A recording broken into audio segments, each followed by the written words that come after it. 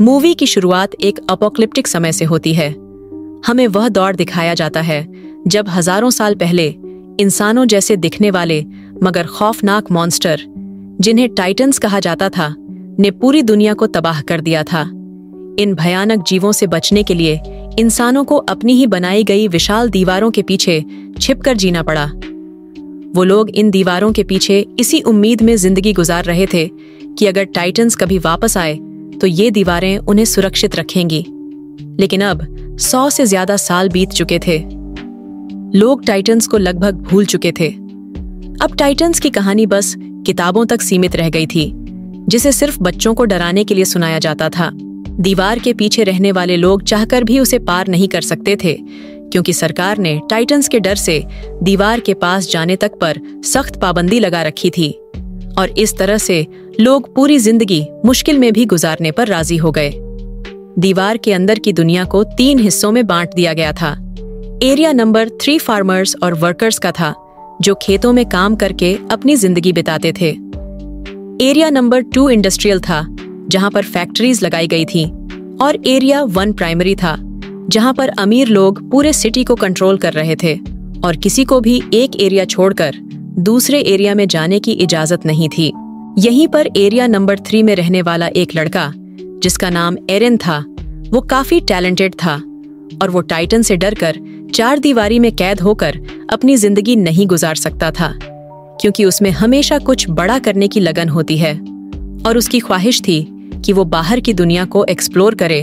और अपनी इस ख्वाहिश को वो अपने फ्रेंड्स के साथ भी शेयर करता है, क्योंकि वो टाइटन्स पर बिलीव नहीं करता था।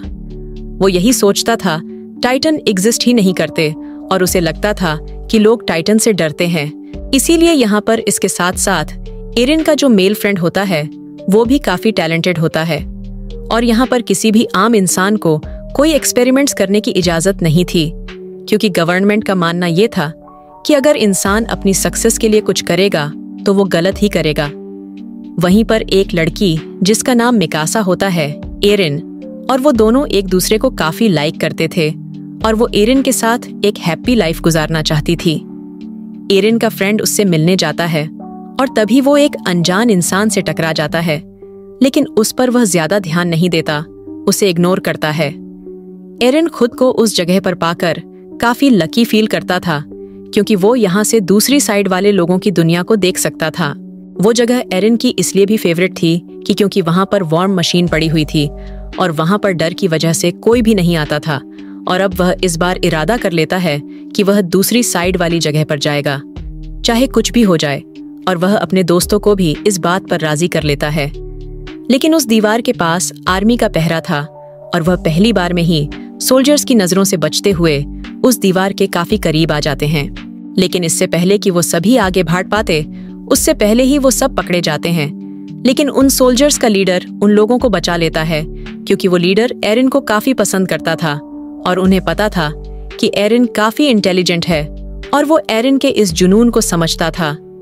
अभी वो लोग ये सब बातें कर ही रहे होते हैं, तभी अचानक से जमीन कांप उठती है और वो सभी दीवार के ऊपर देखते हैं तो उन्हें यकीन नहीं आ रहा होता जो वह देख रहे होते हैं, क्योंकि पहली बार उन सभी का इतने बड़े खौफनाक डर से उनका आमना सामना जो हो रहा था। और वो एक मॉन्स्टर टाइटन था, जो कि टाइटन से भी कई ज्यादा पावरफुल और बड़ा था।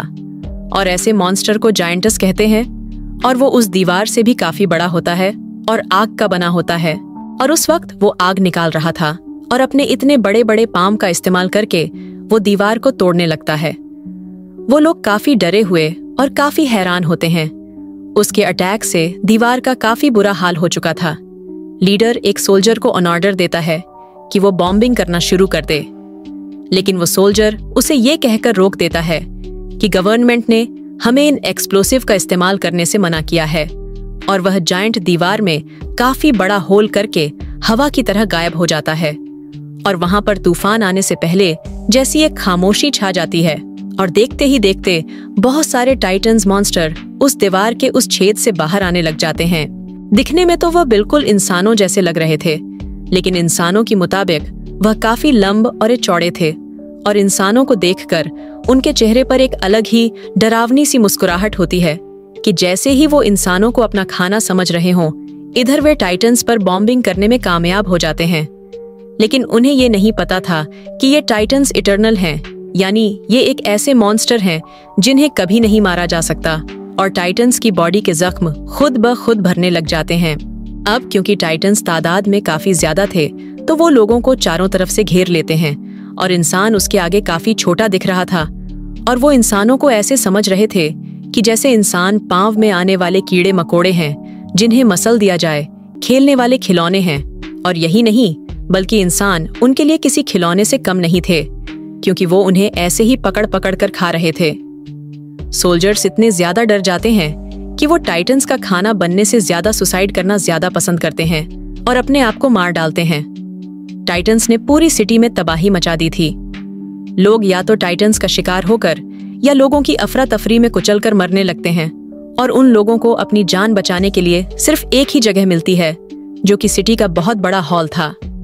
लोग सिर्फ खुद को सुरक्षित करने के लिए दूसरों की जान की परवाह किए बगैर जबरदस्ती अंदर घुसने लगते हैं, और एरिन और मिकासा भी खुद को सेव करने के लिए ऐसा ही करते हैं। मिकासा एक छोटे बच्चे को उसकी माँ के साथ देखती है तो उसे उन लोगों पर तरस आता है, और वो उस बच्चे को सेव करने की वजह से बाहर ही रह जाती है, और एरिन इन लोगों की भीड़ में घसीटते हुए हॉल के अंदर चला जाता है और हॉल का दरवाजा बंद कर दिया जाता है। एरिन हॉल के डोर को खोलने की कोशिश करता है, लेकिन लोग उसे ऐसा करने से मना कर देते हैं। मिकासा ने उस छोटे बच्चे को पकड़ा होता है और एक टाइटन मिकासा की तरफ ही आ रहा होता है। एरिन जो कि मजबूर होता है और कुछ भी नहीं कर पाता, और टाइटन मिकासा और उस बच्चे दोनों को निगल जाता है, और अचानक से वहां पर सन्नाटा छा जाता है। एरिन जबरदस्ती करके उस हॉल से बाहर आ जाता है और वह देखता है कि जीस हॉल में जीवित बचे लोगों छुपे हुए हैं। टाइटन्स उस हॉल को चारों तरफ से घिरे हुए खड़े हुए हैं। टाइटन्स उस हॉल की छत को तोड़कर लोगों को खाने लगते हैं, और तेजी से लोगों का खून बहने लगता है, जैसे खून की नदी बह गई हो। हालात से तंग एरेन सिटी की तरफ आगे बढ़ जाता है। इसके बाद हम 2 साल बाद के समय को देखते हैं, जहां हमें एरिया 2 यानी इंडस्ट्रियल एरिया दिखाया जाता है। ये लोग सेफ थे क्योंकि मजबूत दीवार की वजह से जायंट के हमले से बच गए, और जो लोग पिछले हमले से जीवित बचे लोगों थे वो भी यहाँ आकर बस गए, क्योंकि एरिया 3 यानी लेबर्स एरिया में अभी भी टाइटन्स थे। अब क्योंकि उस एरिया में आने से लोगों की आबादी बढ़ गई थी, तो खाने पीने की किल्लत भी बढ़ने लगती है। लोग भूख की वजह से मरने लगते हैं। अब एरिया 3 के बाकी जीवित बचे लोगों के पास बचने का सिर्फ एक ही रास्ता था, और वो था अपने एरिया को टाइटन से बचाने का। यानी टाइटन्स का मुकाबला करके वो अपने एरिया को बचा सकते हैं। टाइटन से लड़ने के लिए सोल्जर्स की एक टीम तैयार की जाती है, जिनको 2 साल की सख्त ट्रेनिंग दी जाती है। अब इसमें एरिन और उसका दोस्त भी भाग लेते हैं, क्योंकि वे दोनों मिकासा की मौत का बदला लेना चाहते थे। एरिन को मिकासा की मौत का दुख था कि उसने मिकासा को नहीं बचाया। उन लोगों को एक कमांडर लीड कर रहा था, जिसका नाम कुबाल था। कमांडर कुबाल प्लान बनाता है कि वह अपने मिशन के लिए रात के अंधेरे में निकलेंगे। उनका मिशन ये था कि वो एरिया 3 के बड़े छेद, जहां से वो टाइटन्स आए थे, उसे ब्लास्ट की मदद से बंद करने का। प्लान के अकॉर्डिंग वो छेद के ऊपर वाले पार्ट पर ब्लास्ट करेंगे, जिससे होगा ये कि वो टूटा हुआ मलबा नीचे गिरेगा और उससे वो छेद बंद हो जाएगा। और क्योंकि वो दीवार काफी मजबूत है, तो ब्लास्ट के बावजूद भी टाइटन्स वहां से नहीं आ पाएंगे, और अगर वो इस मिशन में सक्सेसफुल हो गए तो वो टाइटन्स को मार सकते हैं। उन लोगों की आखिरी उम्मीद यही एक्सप्लोसिव था, यानी इस मिशन में या तो वो मार डालेंगे या मारे जाएंगे। वेपन्स हेड सब सोल्जर्स को अपने बनाए गए खास नए वेपन हथियारों के बारे में बताती है, जिसकी मदद से वो हवा में उड़ सकते हैं, क्योंकि उन्हें पता चल चुका था कि टाइटन्स की गर्दन के पीछे साइड पर अटैक करके उन्हें मारा जा सकता है, और वो टाइटन्स दोबारा जिंदा भी नहीं होंगे। प्लान के मुताबिक वो रात के अंधेरे में अपने मिशन के लिए निकल जाते हैं, लेकिन अपने टारगेट तक पहुंचने से पहले ही उन्हें रास्ते में कुछ अजीब फील होता है, और वो लोग चेक करने के लिए जाते हैं कि आखिर क्या गड़बड़ है। वो समझते हैं कि वो सिर्फ छोटे मोटे जानवरों की आवाज है, और जब उन्हें रियलाइज होता है कि सब ठीक है, तो वो आगे की ओर चल पड़ते हैं। फिर एक लेडी को किसी छोटे बच्चे की रोने की आवाज सुनाई देती है, और वो सोचती है कि बच्चा मुसीबत में है और उसे हेल्प की जरूरत है, और वो उसकी हेल्प करने के लिए आगे चेक करने के लिए जाती है।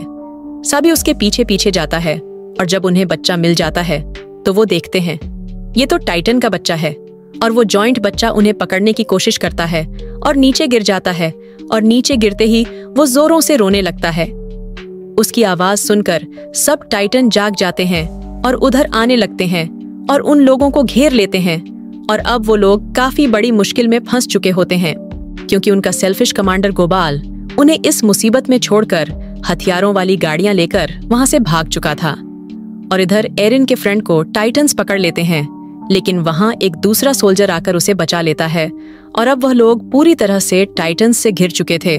और तभी अचानक से वहां पर टैलेंटेड टाइटन्स का शिकारी शिकिशिमा वहां पर आता है, और उसने तकरीबन 10 से 15 टाइटन्स को मार डाला था। और शिकिशिमा के साथ एक और बहादुर सोल्जर थी, और वो और कोई नहीं बल्कि अपनी मिकासा थी। वो जिंदा थी। दोनों मिलकर बहादुरी से अपने फास्ट वेपन्स का यूज करके टाइटन्स को मार डालते हैं। टाइटन्स को मारने के बाद वो अपने टारगेट यानी दीवार के उस होल के पास जाते हैं। लेकिन हैरत की बात ये थी कि मैं मिकासा एरिन को अपनी कोई भी फीलिंग्स नहीं दिखा रही थी, क्योंकि उस घटना के बाद वो सिर्फ अपना बदला लेना चाहती थी। मिकासा को वो टाइटन निगल चुका था, लेकिन शिकिशिमा ने उसे बचाया और टाइटन से लड़ना सिखाया। टाइटन से लड़ने का एक सीक्रेट बताता है कि अपने गुस्से को आजाद छोड़कर टाइटन्स पर टूट पड़ो और मुकाबला करो।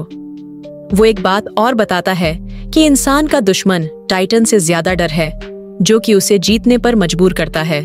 तभी उनका स्वार्थी कमांडर वहां पर आता है और वह कहता है, मिशन के लिए जो फास्ट वेपन हमें इस्तेमाल करने थे वह हमारी सीक्रेट जगह पर नहीं मिले, बल्कि वो अंडरग्राउंड केव्स में थे, और मैं उन एक्सप्लोसिव्स को खोना नहीं चाहता था, इसलिए मुझे जाना पड़ा। क्योंकि हम में कोई तो चीटर है जो वो वेपन चुरा सकता था, और एक्सप्लोसिव को खोने का रिस्क वो नहीं ले सकते। वो लोग वेपन्स को लॉट करने लगते हैं, लेकिन टाइटन्स उनकी आवाजों को सुन लेते हैं, और अचानक वो टाइटन्स 2 लोगों को खा जाता है। वो सब लोग काफी घबरा जाते हैं, लेकिन कंजूस और लालची लीडर को सिर्फ एक्सप्लोसिव की पड़ी हुई थी, और कोई चोर उनके वेपन्स जो एक्सप्लोसिव से भरी हुई गाड़ियां चुरा कर ले जाता है। और एक लेडी जिसके हस्बैंड को टाइटन्स खा चुके थे, गुस्से में आकर वो उस चोर से एक्सप्लोसिव वाली गाड़ी छीन लेती है, और एक्सप्लोसिव को बचाएं सेव करने के वो उसमें आग लगा दे, और अपने हस्बैंड का बदला लेने के लिए टाइटन्स के बीच में ट्रक को क्रैश करवा देती है।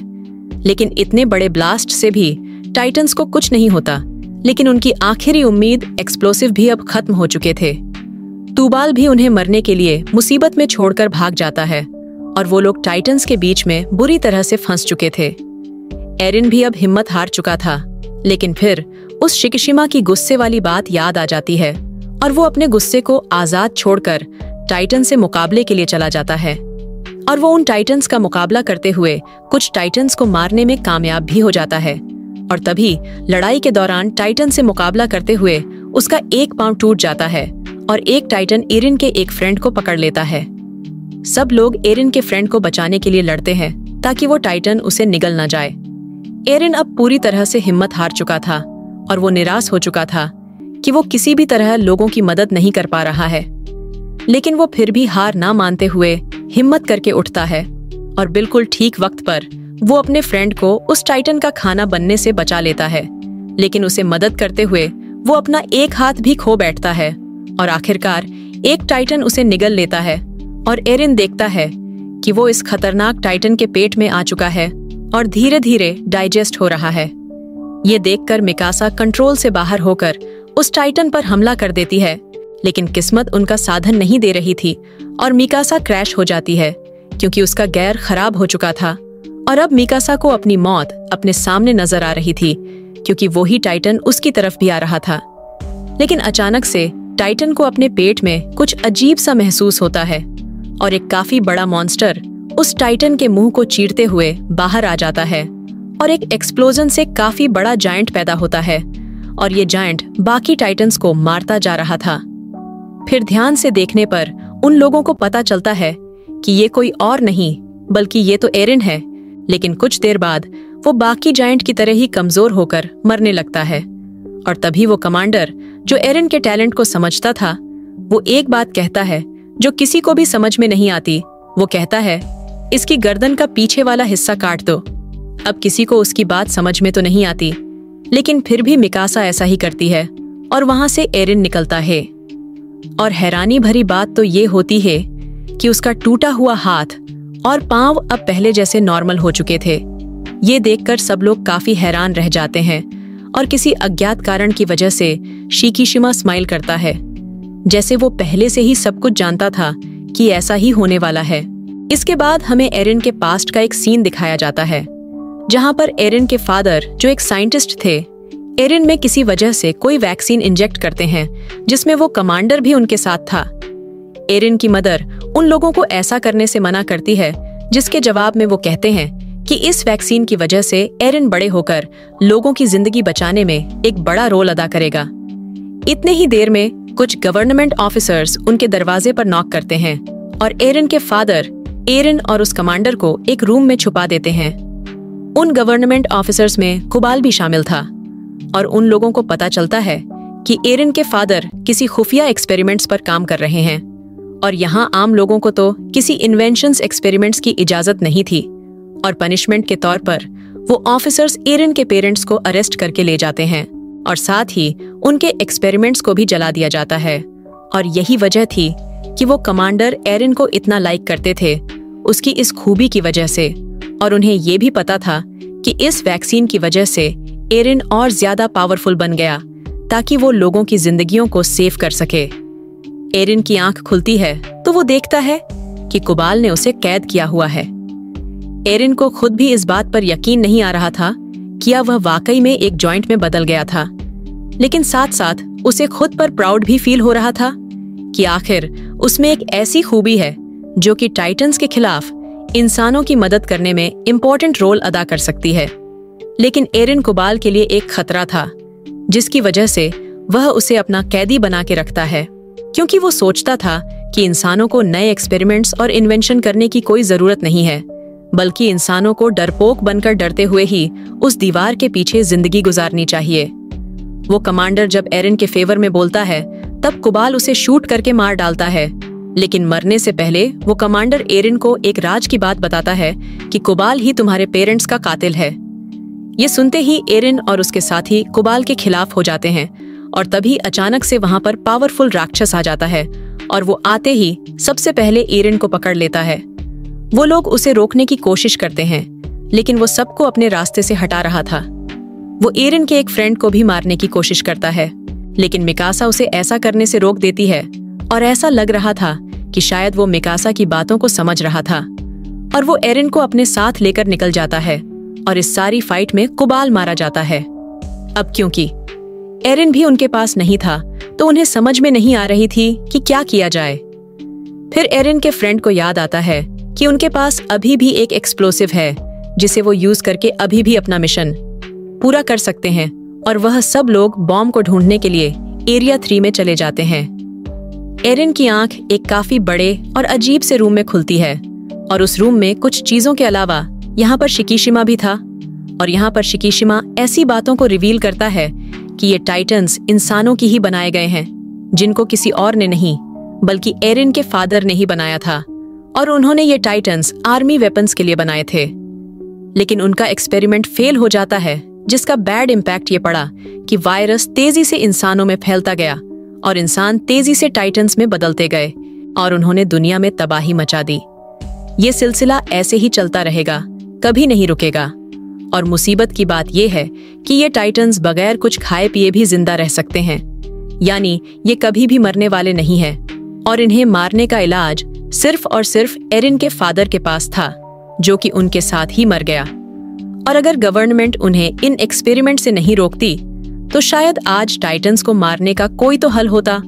और एरिन के फादर ने अपने बेटे को ही चूज किया, जिसके अंदर उस वैक्सीन को इंजेक्ट किया ताकि वो लोगों की हेल्प कर सके और टाइटन्स के खिलाफ लड़ सके। और एरिन कभी भी नहीं मर सकता और वो जब चाहे जायंट में बदल सकता है। शिकीशिमा ये भी बताता है कि यह वही है जो गवर्नमेंट के खिलाफ है और उसके साथ ही नहीं वेपन्स चुराने की कोशिश की थी। एरिन शिकीशिमा के बातों से प्रभावित होकर उसकी हेल्प करने के लिए तैयार हो जाता है। एरिन के पार्टनर्स किसी तरह के टाइटन से बचकर बम के पास जाते हैं और बम को ड्रग पर लोड करने के बाद वो दीवार की तरफ बढ़ते हैं, लेकिन रास्ते में ही शिकीशिमा उन्हें रोक लेता है उसका प्लान ये था कि वो इस बॉम्ब की मदद से एरिया 2 पर अटैक करके उसे डिस्ट्रॉय कर देगा और दीवार गिर जाने की वजह से लोगों को न चाहते हुए भी टाइटन से लड़ना पड़ेगा। और जब वो टाइटन्स को मारने में कामयाब हो जाएंगे तो वो लोग बाद में गवर्नमेंट को ही खत्म कर देंगे, क्योंकि गवर्नमेंट की वजह से ही उन्हें इन हालात का सामना करना पड़ रहा है। लेकिन एरिन और उसके फ्रेंड्स उसकी इस बात पर इसीलिए राजी नहीं कर रहे थे क्योंकि इसमें बेकसूर लोग मारे जा सकते थे, और इस वजह से एरिन और शिकिशिमा में बहस और लड़ाई हो जाती है। शिकिशिमा जल्दी से खुद को मारकर जॉइंट में तब्दील कर लेता है, और यहाँ पर हमें ये पता चलता है कि शिकिशिमा में भी वो खूबी थी कि वो टाइटन बन सकता था, और ये वही जायंट था जो एरिन को किडनैप करके ले गया था। टाइटन बनने के लिए उन्हें अपनी ही जान लेनी पड़ती है, और जब वह एक बार टाइटन बन जाते हैं तो उनकी असली बॉडी नेक के पीछे टाइटन वाले रूप को कंट्रोल करती है। लेकिन इन जायंट्स के लाइव टाइटन्स की निस्बत काफी कम होती है, क्योंकि ये वैक्सीन से बने होते हैं, क्योंकि बाकी टाइटन्स वायरस फैलने से बने थे, इसलिए वो नहीं मरते। एरिन और शिकिशिमा के बीच जोरदार फाइट होती है।